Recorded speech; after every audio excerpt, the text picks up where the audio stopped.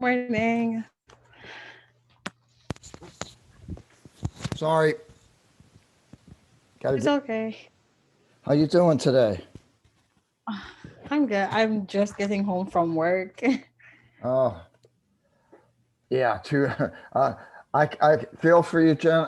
I feel for you, Shari, but I it's been crazy lately. I get I get home from my Monday Wednesday class by about 9. By the time I'm done eating, it's like 9:30, and so I'm still wound up, so I can't get to sleep. So it's like 1:30, and I have to be up for this at 7:30. Oh, that's rough. We doing okay. Yeah, it's rough. It's not as rough as staying up all night though. We doing okay, guys? Bottom line, this is a very easy lab, but it's a pain. It is a royal pain. Don't give me that. Don't curl up your lips at me, Jenna. Can you guys wait for a second while I get another cup of coffee? Yeah. Yeah. I'll be right back.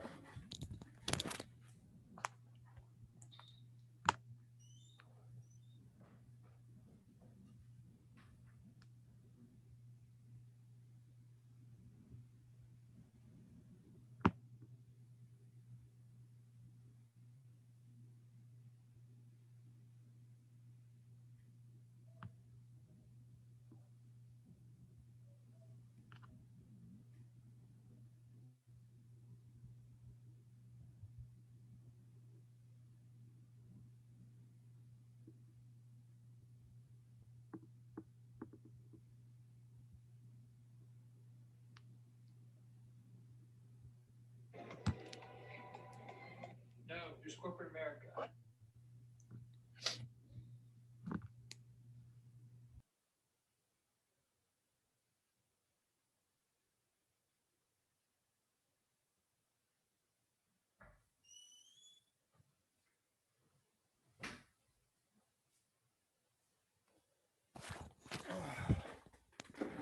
Did you know, guys, you are missing Jenna Bush jumping out of an airplane right now?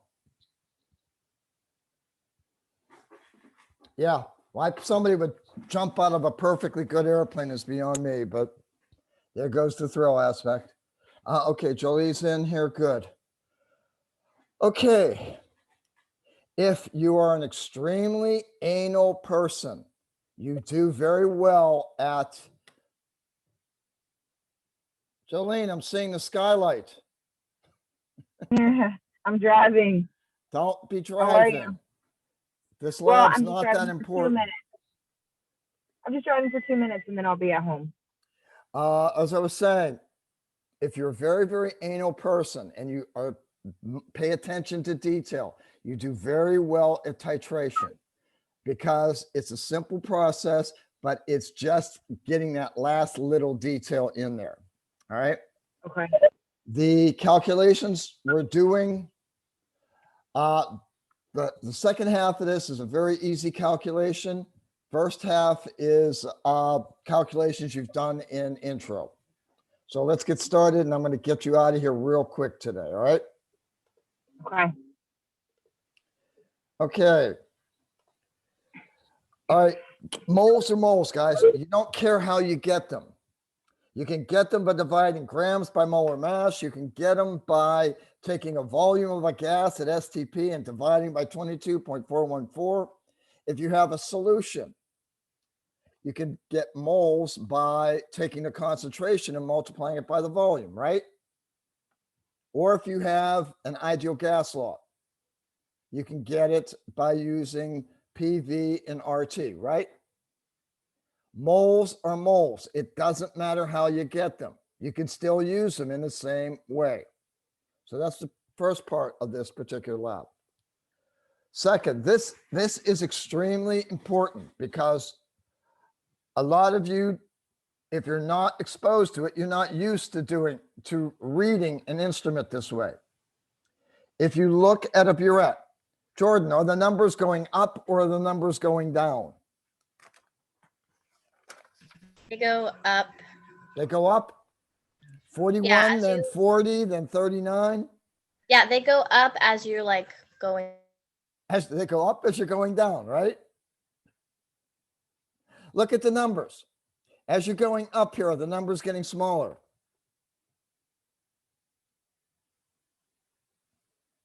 Are you guys I seeing don't my see screen? numbers. No. You're not seeing the screen. Well, I see numbers go down, read from top, what is small, therefore estimate. Oh, you know what? I'm on my phone. Maybe that's the problem. Oh, wait, no, I see everything now. Okay. Everybody is seeing the screen, right? So Jordan, are the numbers as you go up the towards the top, are the numbers getting smaller or are they getting bigger? They're getting smaller. Sorry, my screen froze. Okay, that's no problem. So they're getting smaller as you're going up. Anytime you see something like that in any kind of glassware, this means you read it from the top going down. This means that this particular device is designed to tell you how much it delivers and not how much, excuse me, I'm sorry. It tells you how much it delivers and not how much is in it. So when you're reading a burette, you read it from the top down. So basically, I'm looking at this as I'm reading this as 40 something and not 41 something. We good with that? Second thing, you got to figure out what each small line is worth. The way you do that is you take two lines that are marked. I've got 40 and I've got 39. And you count the number of spaces in between them. If you count the spaces there are 10. So each one of these small lines is worth 1/10 of a milliliter. If it's worth 1/10 of a milliliter, you have to estimate to the hundredths. Every time. If you don't give me that milliliter in the hundredths value, you're reading this wrong. So if I'm looking at this particular value, it's beyond 40.0, not to 40.1. So I'm going to estimate how far I think that is. I'm going to look at the bottom of the curved meniscus, and I'm going to say, okay, that's about halfway there. So I've got 40.05 milliliters. Is that making sense to all of you? Okay.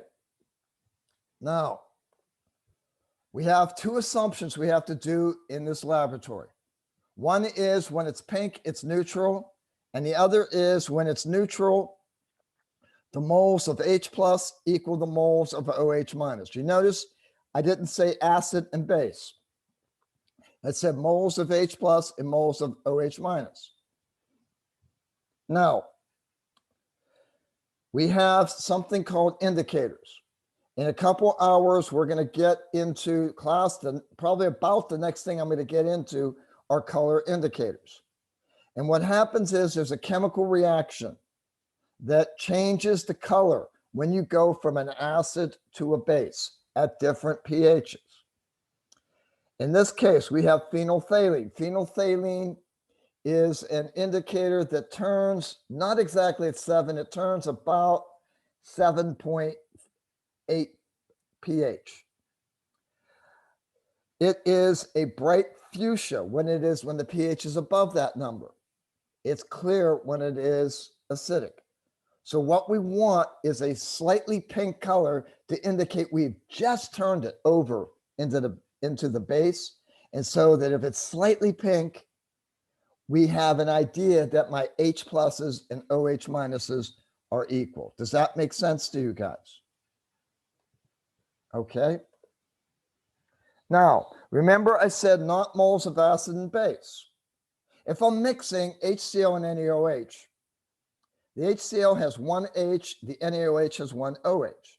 They each deliver 1. Okay? When the coefficients in the reaction equal each other, you can do a shortened version of the formula. And you guys are on the ball here. So I'm actually giving this to you, and I wouldn't give it to other people because it's because if they do it the long way, they're going to get the right answer. If they try and use the short way, they are going to miss something and get the wrong answer. In order to use this formula I'm going to give you, the coefficient for the base has to be the same as the coefficient for the acid, because then you don't have to involve the molar ratio. So if I have this reaction, my molarity of my acid times my volume of my acid, if I do that, if I multiply molarity times volume, don't I get moles? And didn't I say that moles of H plus equal moles of OH minus at neutrality, right? Well, since this is one to one, I know that my moles of acid are equal to my moles of base. Is that making sense to you so far? My moles of base I can get by taking my molarity of base times my volume of base. So I can eliminate this middle part, and I have the molarity of my acid times the volume of my acid equals the molarity of my base times the volume of my base. Generally speaking, in titrations, you're given 3 of these values. You're generally given one concentration and the volume of that substance, and you're given the volume of the other substance, or you're going to find out what that volume is. And that's what we're doing today. We're given the moles of the acid. We're given the moles of the acid. We determine how much base we use. So we're going to use the moles of the acid and divide it by the volume of the base. That's going to give us the molarity. If they don't equal, then unfortunately, I got to take into account stoichiometry. Then I get my moles of my substance that I have the volume and concentration for. That will give me the moles of the one substance. Then I have to go through that extra step. I have to say, okay, if I have the moles of H2SO4, I need the moles of KOH to determine its concentration.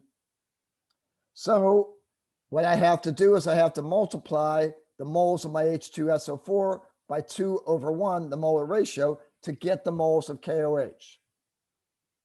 Again, am I saying anything that's stupid yet? Okay, so then I get my moles of my KOH.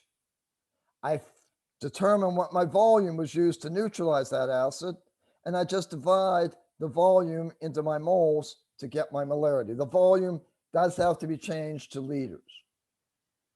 Again, this is stuff I'm sure you've had before in some form or another, right? So the calculation isn't that hard. In our experiment, though, our acid is solid KHP. Do not read this as potassium, hydrogen, phosphorus. It is not potassium, hydrogen, phosphorus. It is potassium, hydrogen, phthalate. The molar mass, write this down somewhere, the molar mass of KHP is 204.22. It has one titratable proton. So when I mix KHP with base, there is a 1-to-1 stoichiometry there. So I don't have to employ the molar ratio. Now, people that aren't used to, especially organic acids, they see the compound, the structure of potassium hydrogen phthalate is written out for you right here. And you don't understand why, okay, why is there only one titratable hydrogen? I've got 1, 2, 3, 4, 5 hydrogens in my molecule. The whole reason is these hydrogens are covalently bonded to the carbon. You can't take them away easily. On the other hand, this H and this O are ionically bonded to one another. It's easy to separate off this H as H plus, leaving that O as O minus. So that's why there's only one titratable hydrogen. As a matter of fact, in this compound, there used to be a hydrogen there. Phthalic acid has 2 hydrogens out here. In KHP, one of the hydrogens has already been taken away. Does that make sense, guys?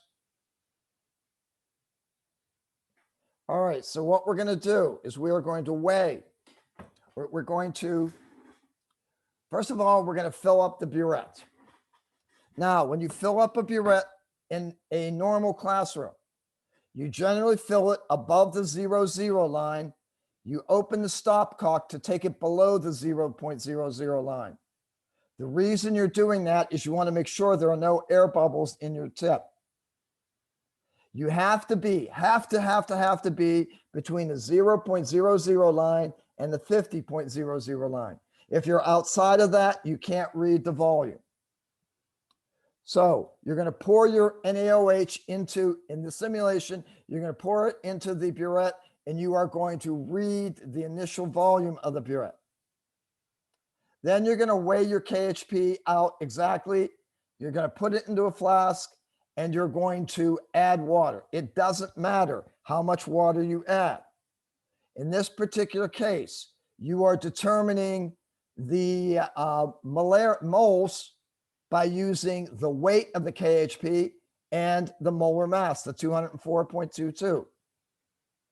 So you have the KHP, you're gonna put a stir bar in there, let it stir around to get it all mixed up.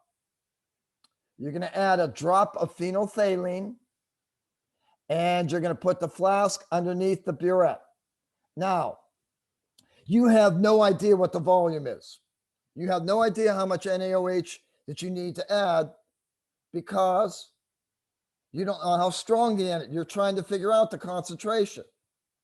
So you're going to, at first, you're going to go about 1 milliliter at a time, adding 1 milliliter at a time into your flask.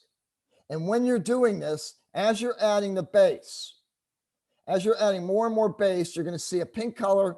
It's going to stir around a little bit, and the pink color is going to go away.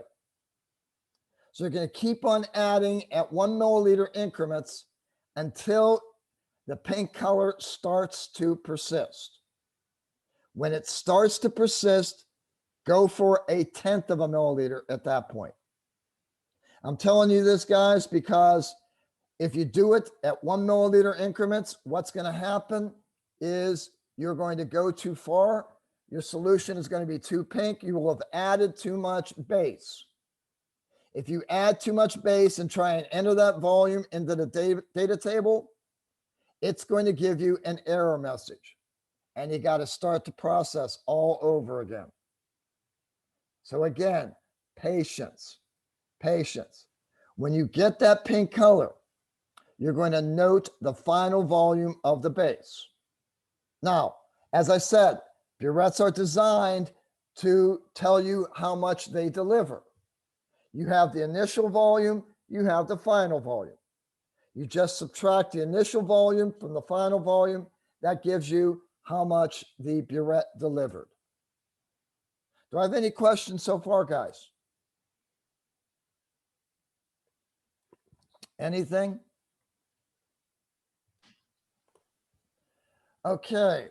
Now, when it's pink, it's neutral. So my H plus is equal to my OH minuses. Since KHP delivers 1 H plus and NaOH delivers 1 OH minus, the stoichiometry is 1:1. So if I measured out 0.253 grams of KHP, I can then divide that by my molecular weight. This gives me the moles of KHP. Again, I'm not saying anything you haven't been given before.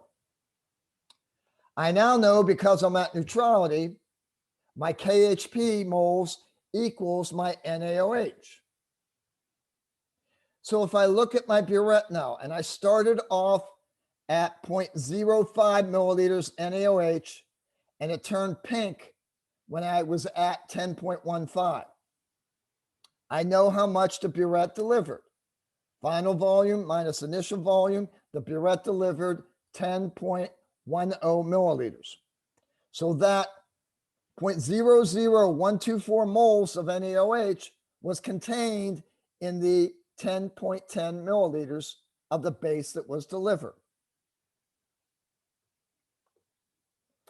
To find the final molarity, all I got to do is turn those milliliters into liters and divide the moles by my milliliters. This gives me the concentration. Any questions, ladies and gentlemen? Ladies, actually, there's no gentlemen here. I'll include myself in that comment. Jordan, the jokes don't get any better than that at 8 o'clock. Any questions? Seriously, guys. Pretty straightforward. This is done through McGraw-Hill, right? Or is it just done? This is on McGraw-Hill. Video? Okay. Yeah, I wanted to mention that. Guys, when you are going to do these labs, I keep on saying over and over again, don't go directly to McGraw-Hill. Go through the modules. The modules will tell you what you need to do. If you click on the module, you click on the lesson in the module, it will take you directly to McGraw-Hill. And this one is done in McGraw-Hill. Okay, again, that last lab, you're adding 1 milliliter at a time. Let me tell you, you are going to be going over 10 milliliters for sure. So just be aware of that, and be aware that you're going to have to slow down. And you're going to be tempted to just, you're doing this and it still stays clear, and you're going to be tempted to add more. Don't do it. Because if you add more, that's going to waste more time, because you're going to have to redo that. But if you do have to redo it,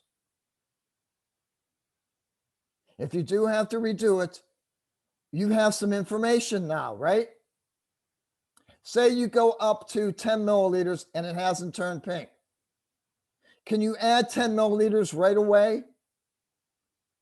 Because you know it's not neutralized yet. So go ahead, add it as quickly as you can till you get to 10. Let the reaction settle down, then start to go slow. Does that make sense, guys? Okay. Again, when you're titrating, as the pink color persists, you're getting closer and closer to the endpoint. Slow down. The simulation is going to display this. When the color starts to persist, go from 1 milliliter. I don't know if it lets you do 1 drop at a time. I couldn't flip it that fast. But if you go 0.1 milliliters, I think it'll allow you to do that. Patience is going to save you time in the end. That's the first half. That is the standardization of a base. You only have to do 1 of them. Okay? You only have to do 1 trial. I was looking at this thinking you had to go through this process 3 times, but no, you only have to do it once. Any question about the first half?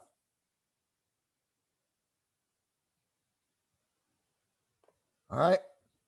Now, you're going to do the second half. And basically what you're doing is it's going to simulate adding a base to an acid 1 milliliter at a time, and then half a milliliter at a time. Only this time, instead of using a color indicator as your detector, you're going to actually use a pH meter. So you're going to set it up like they tell you to. Are you getting kind of familiar with McGraw-Hill at this point? That was a smirk, Jenna. Yeah, I think it's actually pretty easy if you're just take your time. That's the problem. I don't want to take my time. I want to get this silly thing done as fast as possible. So you just got to take your time. Now, you're going to add, for this particular experiment, you're going to add, this is going to be a pain, guys. You're going to add 1 milliliter at a time until you've reached 4 milliliters. Then you're going to add it at 0.5 milliliters at a time. It tells you that it wants you to go until you've added, I think it's 25 milliliters or so. You're going to be doing 46 additions. Every time you add half a milliliter, or I'm sorry, when you add the milliliter, you're going to have to put in what the burette reading is and what the pH meter reading is. It will calculate the volume of base that you've added. Then when you go to 0.5, thank God, when you go to the 0.5 increments, it tells you how much base is, what the burette reading is. All you have to do at that point is add the pH reading. Again, you're going to be doing 46 readings. Live with it. Just know it. Be patient. I got to reading. I got to reading like number 32, and I forgot to enter the pH. It made me go through the entire process again. It wouldn't let me go back to try and even fudge the number. I had to do the whole process over again. So please be patient, take your time, carefully enter the pHs into the chart. Now, what happens then is you're going to be asked to make a graph. We're going to do titration curves probably on Tuesday, probably. It's either going to be next Tuesday or next Thursday. It will get done one of those 2 days. But now, basically, this is a typical pH curve for a weak acid being titrated by a strong base. I know that for several reasons. One, I know I have a weak base because I'm starting at 2, a pH of 2. At this point, before I've added any NaOH, I have no base in there. I'm only reading what the acid is delivering. If it's a strong acid, it's going to be down to 0. But it is a weak base, so the pH is a weak acid, so the pH is not as strong. The other thing is it's below 7, so I know it's an acid. So I'm starting with an acid. What this means is I'm adding the base to it. I go through another region. Don't do that. I'm going through another region here. This is called the buffering region. When I mix a weak acid with a strong base, I get a buffer. A buffer resists change in pH. So you see that this is not, it's kind of going up gradually. On the other side where it's just strong base, it's kind of more of a straight line. So this is the buffering region. That's another indication of a weak acid. But eventually I use up all the acids. When I use up all the acids, I'm still delivering base in here, right? So if I'm still delivering base and no acid, my pH is going to shoot up rapidly. Then it's going to want to get close to its maximum pH. It kind of curves off here, and eventually you will get a straight line because at this point, all I'm adding is base. So all I'm getting is the pH of the base that I'm adding. That, in a nutshell, is what a titration curve is. Now, to get the equivalence point, what you are going to do is you are going to take the high pH and kind of the low pH. High pH is about 12. If you want to, call it 12.5. Low pH is about 3.5 to 4, probably 3.5. 12.5 minus 3.5, okay, I could get it 9. So what I'm going to do is I'm going to take the average between the high and the low. That's going to give me the pH of my equivalence point. 12.5 and 3.5 gives me 16 divided by 2. My pH at the equivalence point is going to be 8. Are you all with me at this point? So once you get the equivalence point, you've got to figure out how many milliliters of NaOH it took to get me there. So I'm going to take it from the equivalence point and I'm going to drop it down. And what did I estimate it at? 28? Close enough. I got it down here. This is how much base I needed to get to the equivalence point. Now you're going to use that value and you're going to determine where the half equivalence point is. If it took 28 milliliters to get to the equivalence point, how many milliliters of base did it take you to get to the half equivalent point?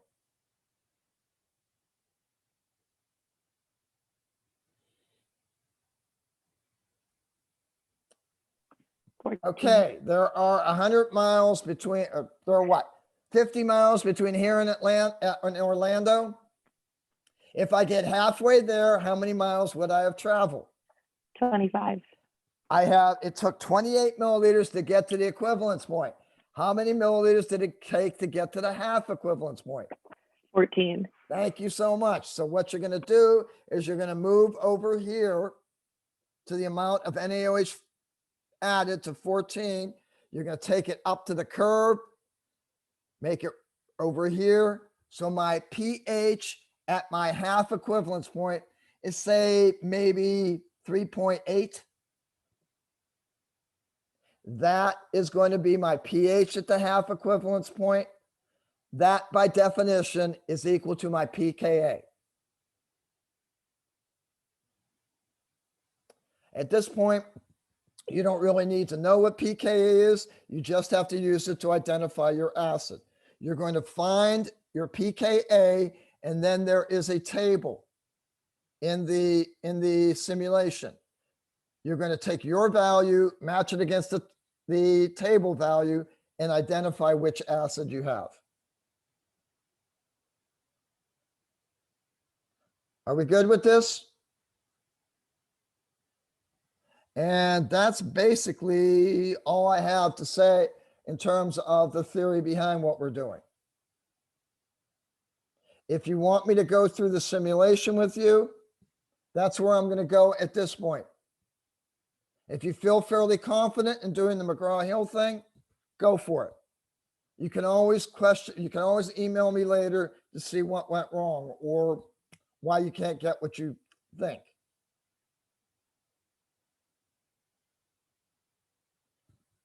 What's the consensus? Do you want me to go through the simulation or not?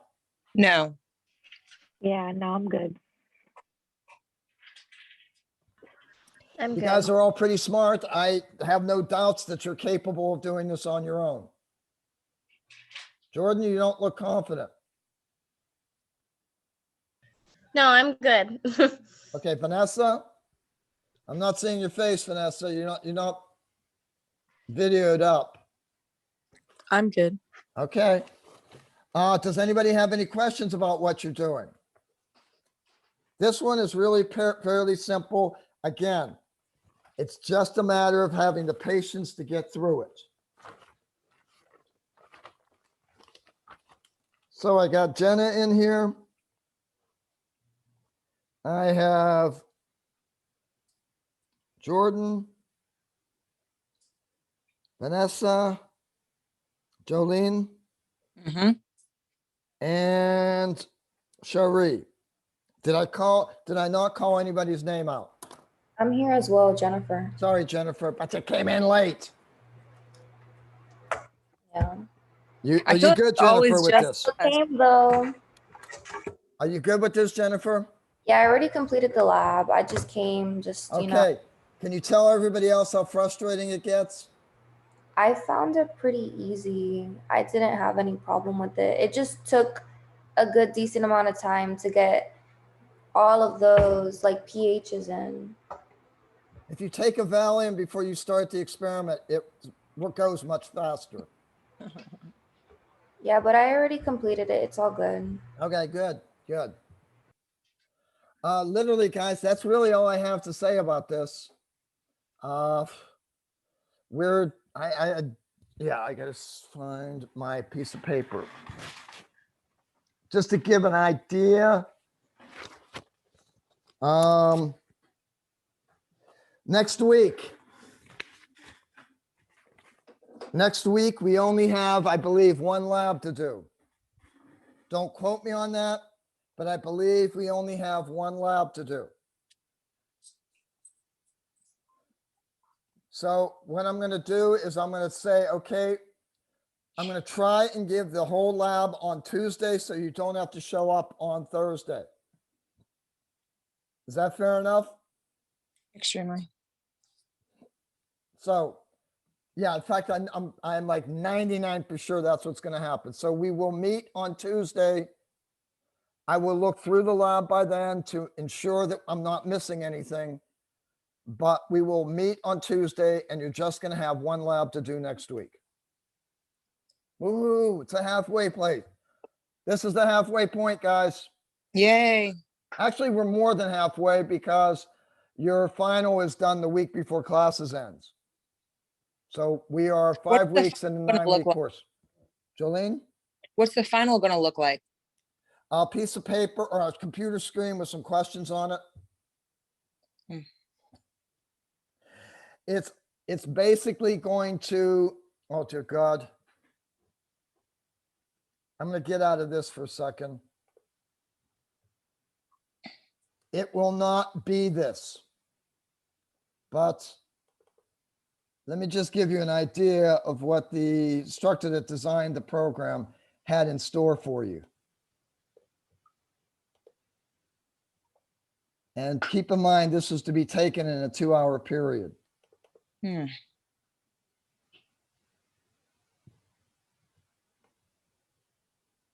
Okay.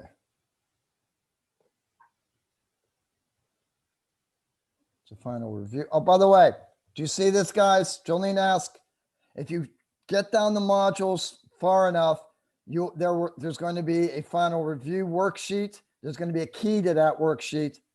And there's going to be an outline that tells you what's basically on the final. I guess I have to go to quizzes then, don't I? It's not going to let me open it. I know that. There were something like 50 questions on this silly thing. Wow. It is not going to be 50 questions. Trust me. It is.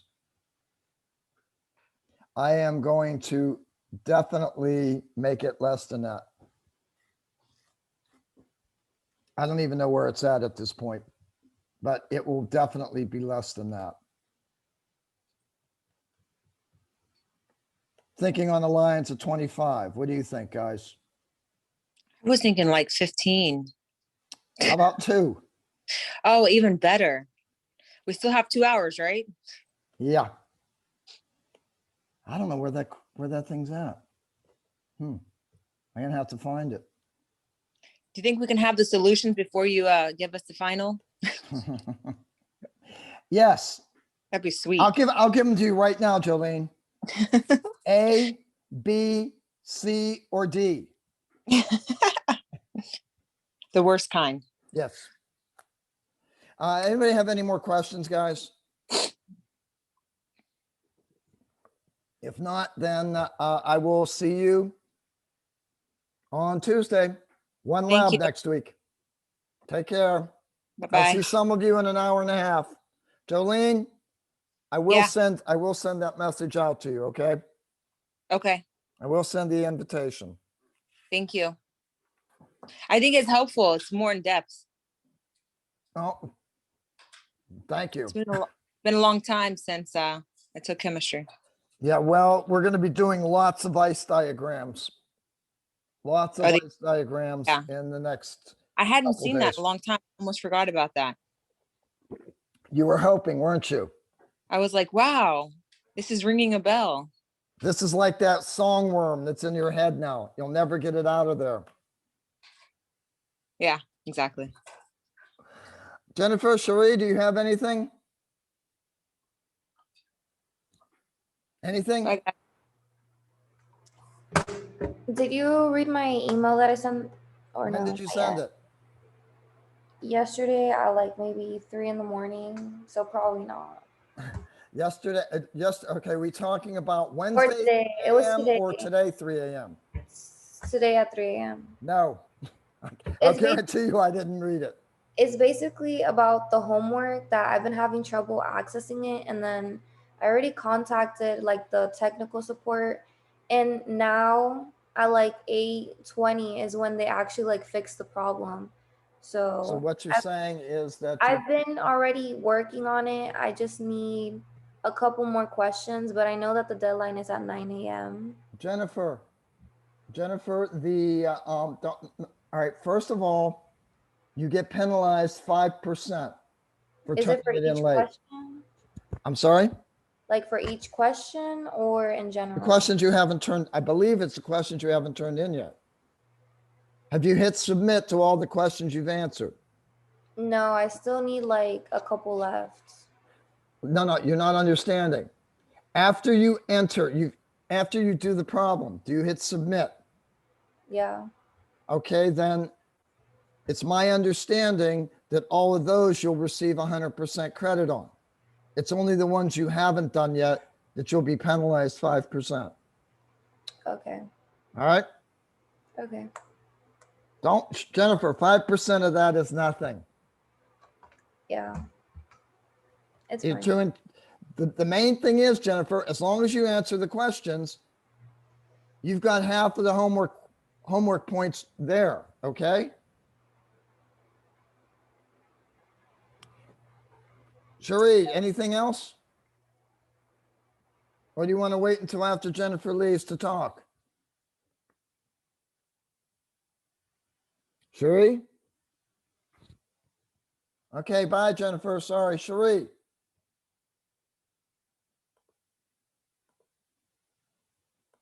Okay, Cherie, I am going to stop share. Your screen is frozen, Cherie. What I'm going to do now is I'm going to end the session. If you need me for any reason, email me or call me at 727-202-7275.